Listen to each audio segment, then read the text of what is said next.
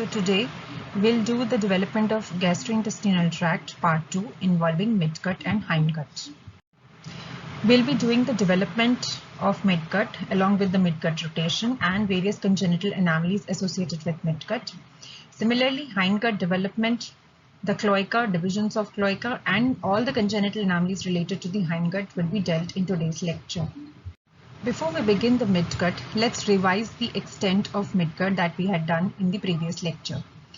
The midgut extends caudal to the liver bud, right till the junction of the right 2/3 and left 1/3 of the transverse colon. The midgut is temporarily in communication to the yolk sac by a vitelline duct or yolk stalk. The derivatives of the midgut are the duodenum, which is the part of the duodenum which is distal to the opening of the common bile duct, the portions of the jejunum, ileum, cecum, appendix, ascending colon, and the transverse colon at the junction of right 2/3 of the transverse colon. So now let's start with the process of midgut development, which involves a rotation process also known as the midgut rotation. So the steps in the development of midgut is: the first is the formation of primary intestinal loop, which begins at 5 to 6 weeks. This is followed by the second step, which is the physiological herniation of gut tube, which appears at 6 weeks of gestation. The third step is midgut rotation. This is followed by retraction of herniated loops, which begins by 10th week. Now the third step, which is a midgut rotation, is partially happening at the step number 2 and partially happening at step number 4. So the out of 270 degree of midgut rotation, anti-clockwise rotation, the initial 90 degrees takes place with the physiological herniation of gut tube at 6th week, and the later 180 degrees of anti-clockwise rotation of midgut takes place with the retraction of herniated loops at 10th week. Once all the loops have retracted, herniated loops have been retracted, the last step is the fixation, ultimate fixation of the gut tube. Now over here, this is a clockwise direction picture in which we can understand the rotations. So these are the clock's position, 3, 6, 9 and 12 o'clock position. So the midgut rotation is from 12 o'clock. So it is total 270 degrees. So from 12 o'clock to 9 is the initial 90 degrees of midgut rotation just taking place with the second step, that is physiological herniation of gut tube. The rest of the 180 degree rotation, that is from 9 o'clock to 3 o'clock position, 180 degrees is taking place with the fourth step, that is retraction of herniated loops. So total amounting to the 270 degree of anti-clockwise rotation is taking place, which is from the 12 o'clock to the 3 o'clock position. So now, after knowing that brief outline of all the steps of the midgut rotation or the midgut development, we now commence with the first step, which is the formation of primary intestinal loop. So the first picture that you can see right here is the picture of picture at 5 weeks. At 5 weeks, you can see that the midgut is in communication with the yolk sac through the vitelline duct, and the entire midgut is suspended from the dorsal abdominal wall by a short mesentery. From 5th weeks onwards, there is formation of the primary intestinal loop. So here you can see this was the midgut loop that you can see at 5 weeks. From 5 weeks onwards, this midgut loop, primary intestinal loop, is established, where what is happening is the gut tube is elongating and the mesentery to which it is attached to the posterior abdominal wall, this is also elongating, and this results in the formation of an elongated gut tube, which is known as the primary intestinal loop. This picture shows the enlarged view of the primary intestinal loop. So this primary intestinal loop, all of us we can see that this is having two limbs. One is the cranial limb and this is the caudal limb of the primary intestinal loop. The separation between the cranial and the caudal limb of primary intestinal loop is at its apex. At its apex is the vitelline duct or the yolk stalk through which it communicates with the yolk sac. So this vitelline duct separates the cranial limb from the caudal limb. Also, one more thing that can be appreciated right here is this area which is behind the primary intestinal loop. This is in relation to the dorsal mesentery, and we can see within the two folds of the dorsal mesentery, this is a superior mesenteric artery which is supplying the midgut loop. And superior mesenteric artery, we know it is the artery of the midgut segment of the gut tube. So the superior mesenteric artery is all along the dorsal mesentery and reaching till the apex of the primary intestinal loop. The cranial and the caudal limb develops into certain portions of the gut tube. So from the cranial limb of the primary intestinal loop develops the distal part of the duodenum, which is distal to the entry of the common bile duct. The jejunum and proximal part of the ileum is going to be formed by the cranial limb of primary intestinal loop, which was till the level of the apex, that is the vitelline duct. Distal to the vitelline duct, this is the caudal limb of primary intestinal loop, which is going to develop into the lower portions of ileum, cecum, appendix, ascending colon, and proximal 2/3 of transverse colon. So we can appreciate that all these are the derivatives of the midgut, and the derivatives of the midgut, certain portions developing from the cranial part and the other rest portions are developing from the caudal part. In the caudal limb of the primary intestinal loop, we can see a swelling right here, and this swelling is called as the cecal swelling, which is going to form the cecum part. And from the cecum swelling to the vitelline duct attachment, this is the portion which is going to develop into the lower portion of the ileum. And the portion distal to the cecum is going to develop into the the later portions of the colon, that is the ascending colon and proximal 2/3 of transverse colon. Now we are done with the first step where the primary intestinal loop was established. Now we begin to the second step, which is a physiological umbilical herniation of the gut tube. So as the fetus grows later, what happens is there is rapid elongation of the cranial limb of primary intestinal loop. Although the caudal loop also grows, but the rate of the growth by which the primary intestinal loop is growing is much greater as compared to the growth of the caudal intestinal loop. Simultaneously, there is rapid expansion of the liver. The liver is expanding at a much higher rate in the fetal period, and this is all taking place and begins with the 6th week of development. Because of these two factors, that is with rapid expansion of the liver and with rapid elongation of the cranial limb of the primary intestinal loop, the abdominal cavity temporarily becomes very small to contain all the loops of intestines. So as the abdominal cavity is becoming smaller, so the parts of intestinal loops now enter into the extraembryonic cavity through the umbilical cord during 6th week of development. So this process is called as the physiological umbilical herniation of gut tube. Why physiological? Because it's not a pathological condition. Normally in a fetus, because there is less of abdominal cavity, less space in the abdominal cavity because of the two factors. What are those two factors? Expanded liver and rapid elongation of the cranial limb of primary intestinal loop. For a temporary time, this loops of the midgut loops are then herniating into the extraembryonic cavity through the into the umbilical cord at 6th week of development, and this process of herniation is called as the physiological umbilical herniation of gut tube, which stays till about 10th week. Now we start with the third step, which is the midgut rotation. The midgut rotation is the rotation of the midgut, and this rotation takes place along an axis. So this blue line is the axis along which the midgut is rotating. This axis passes through the primary intestinal loop along the superior mesenteric artery. So we can see this is a superior mesenteric artery. So along this superior mesenteric artery is the axis of the rotation of primary intestinal loop.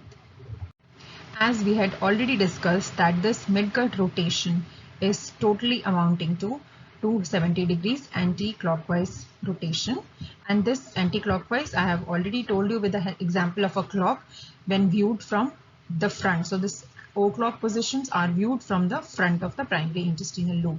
So direction can be done through that clock positions when viewed from front of the primary intestinal loop. Now we said that 90 degrees, initial 90 degrees of this midgut rotation is taking place during the second step, which is the physiological herniation. So this 90-degree rotation has already taken place with the second step during the physiological herniation, and the remaining 180 degrees takes place during the return of herniation of intestinal loop into the abdominal cavity. So now we do these things in greater detail in the subsequent slide. Now let us understand the midgut rotation. Now see carefully in this picture. What you can observe is this is the anterior abdominal wall, this is the posterior abdominal wall, and this yellow structure is the gut tube, and over here this is the primary intestinal loop with its cranial limb. This is the vitelline duct, so this till here is the cranial limb, and distal to it this is the caudal limb of the midgut. So, and between them what is entering through the dorsal mesentery, this is the superior mesenteric artery. So this is the superior mesenteric artery, which is the axis for the rotation of midgut. Now can you see an arrow over here? This arrow is going, if it is viewed from the front, this arrow is in which o'clock direction? This is in the anti-clockwise direction. So the midgut rotation is total, we know it is 270 degrees. So we are beginning with the midgut rotation. So we'll just talk about the initial 90 degrees of anti-clockwise rotation, which we know is happening during which state? Yes, it is happening during the state of physiological herniation. The picture adjacent to it is the cut section positions, in which when it is cut from this particular part, we can appreciate superiorly this yellow cut section will be of the cranial limb of the intestinal loop, which is situated superiorly. Between them is the cut section of the superior mesenteric artery marked by red, and with pink color is the cut section of the caudal limb of primary intestinal loop. Now remember this relation carefully, because during rotation in the subsequent slide these relations are going to change. So this is the position of the primary intestinal loop before we start with the midgut rotation. So now let's begin with the midgut rotation. We'll talk about first the first rotation, 90 degree anti-clockwise rotation, which is happening during the physiological herniation of gut tube. So this first picture we have already described. This was the condition when the midgut rotation has not taken place prior to midgut rotation. So what is happening is, can you see this arrow over here? This is the midgut rotation, the 90 degree anti-clockwise rotation, the first rotation out of 270 degrees, which is taking place right now. So the relations of the cranial limb superior and the caudal limb inferior is going to change with the 90 degree anti-clockwise rotation movement.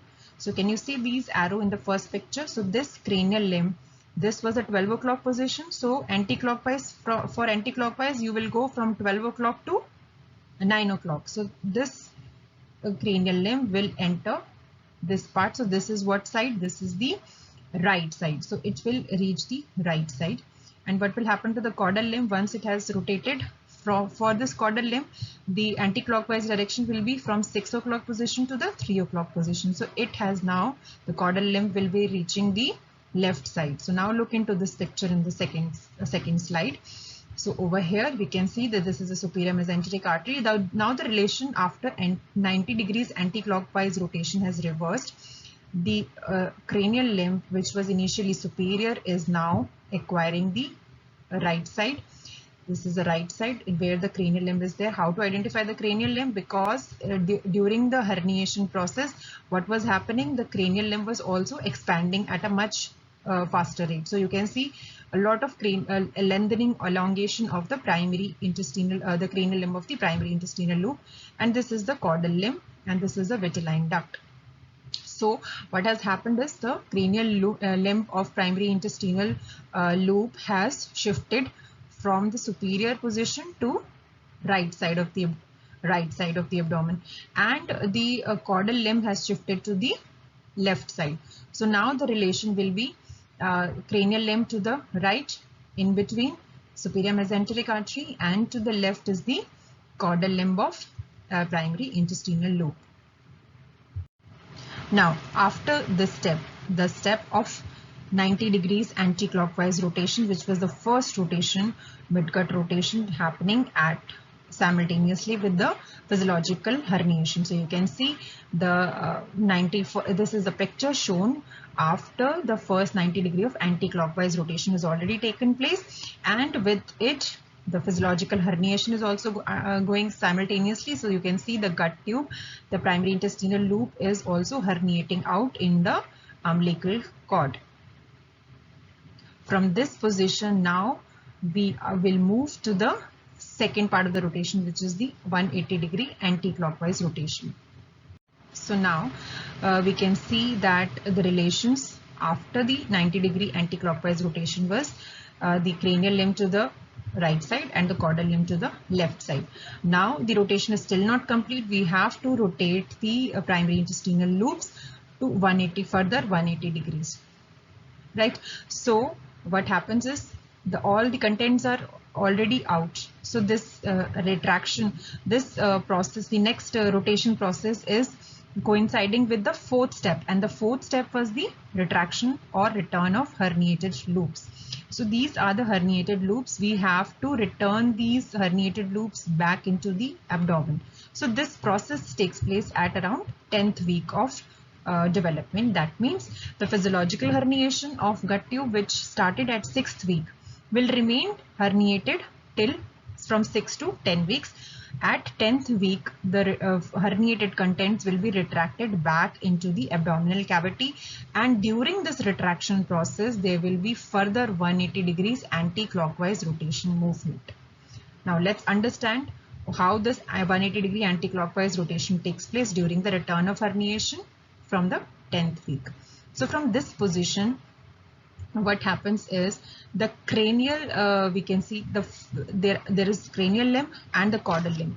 The first portion of the midgut loop which herniates back into the abdominal cavity, or which returns back into the abdominal cavity, is the cranial limb. So in the next picture we can see, what we can see is these elongated cranial loop, they are entering back into the abdominal cavity, they are returning back into the abdominal cavity, and while they are returning, what is happening, there is further 180 degree anti-clockwise rotation taking place. So we now split this 180 degree again into 90 and 90 degrees. So you can see from this position, so this was a cranial limb to the right side, this then begin its 180 degree movements. So in an anti-clockwise direction, that means from this 9 o'clock position it will go reach the 6 and finally to 3 o'clock position.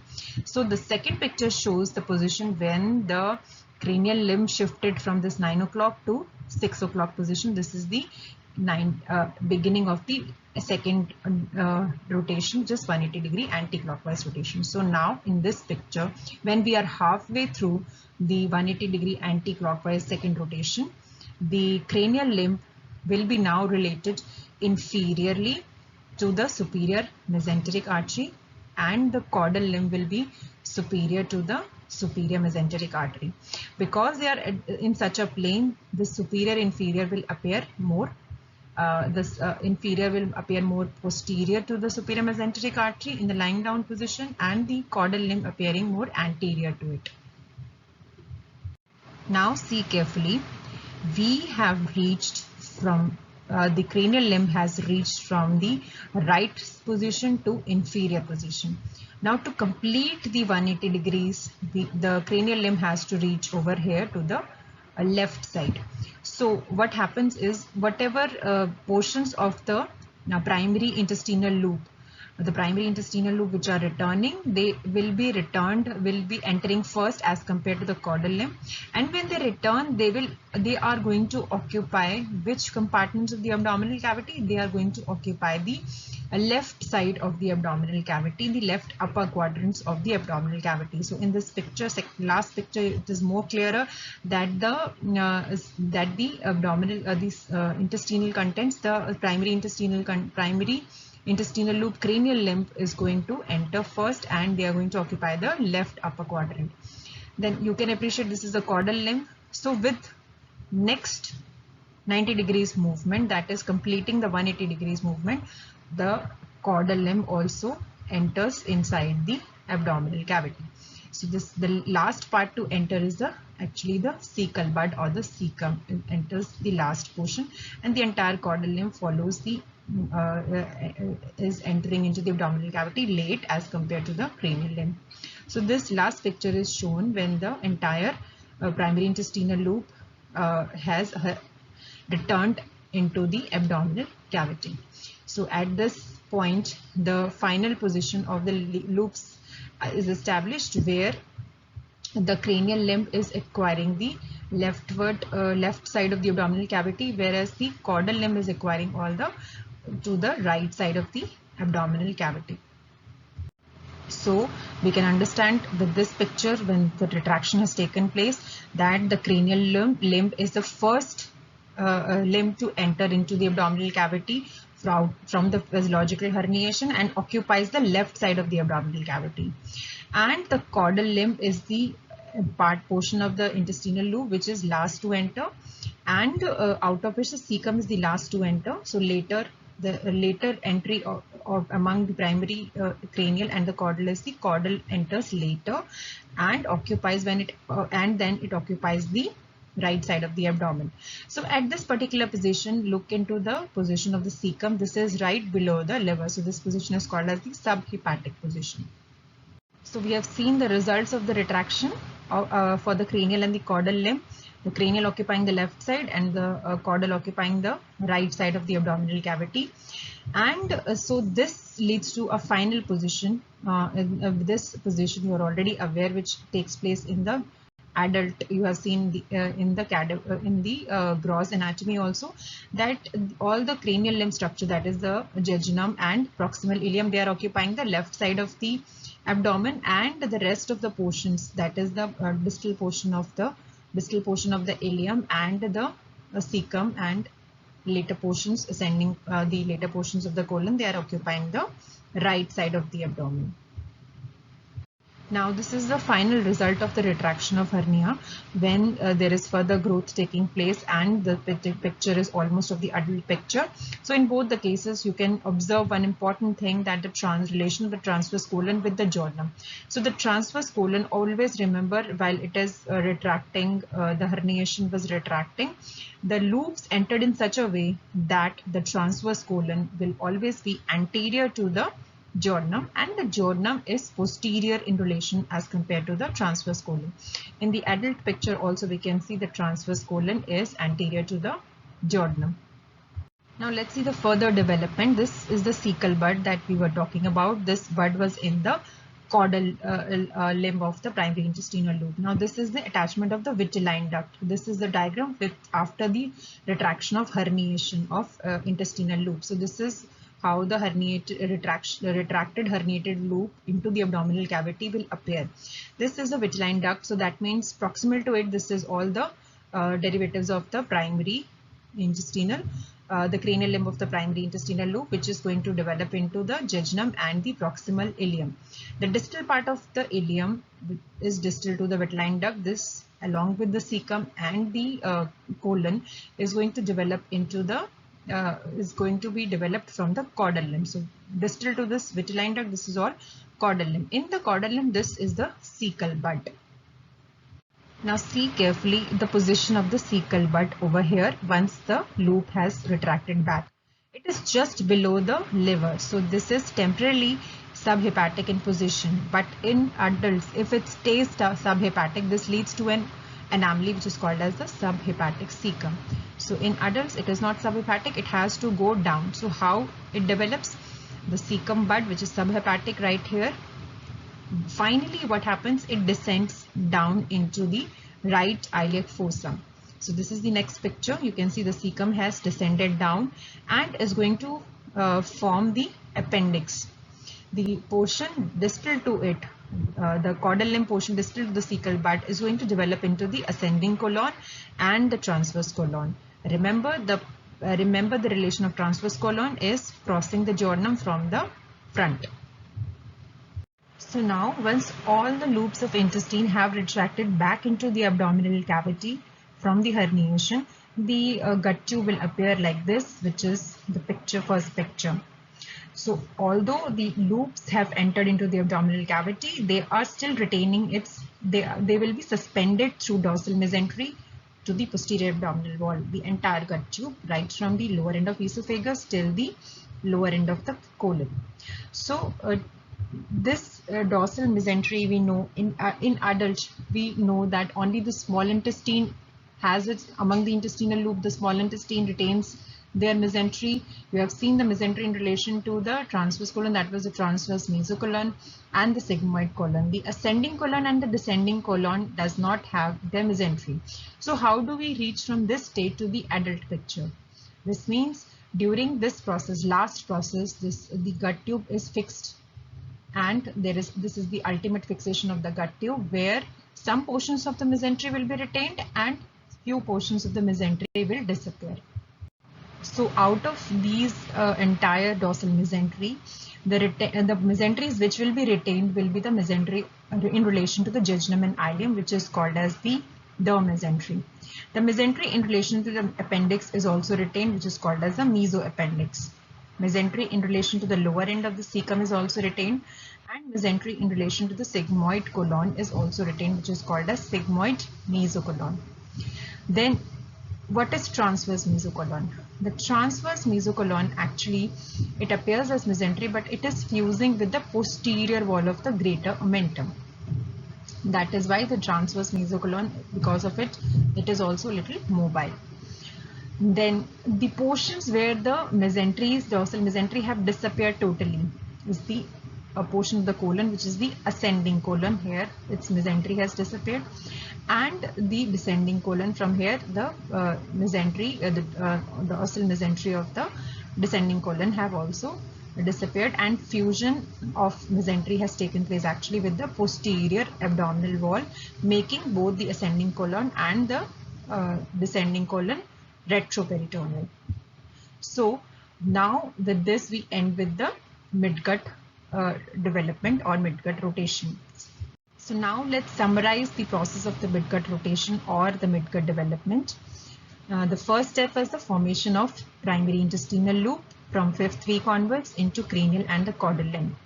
The second step was the elongation of the cranial limb of primary intestinal loop, leading to the formation of physiological hernia because of the expansion of the liver. This was a physiological herniation of gut tube which appeared at 6th week of development.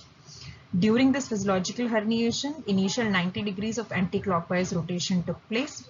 The third step was the midgut rotation, out of which the 90 degrees is already coinciding with the physiological herniation of gut tube.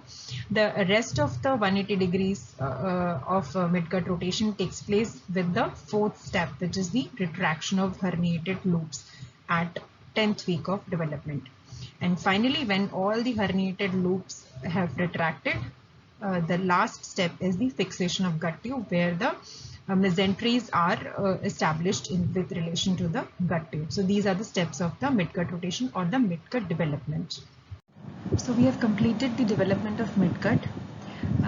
The later portions, that is the applied aspect of the midgut, all the anomalies, congenital anomalies, and the development of hindgut will be continuing after a short break. Thank you.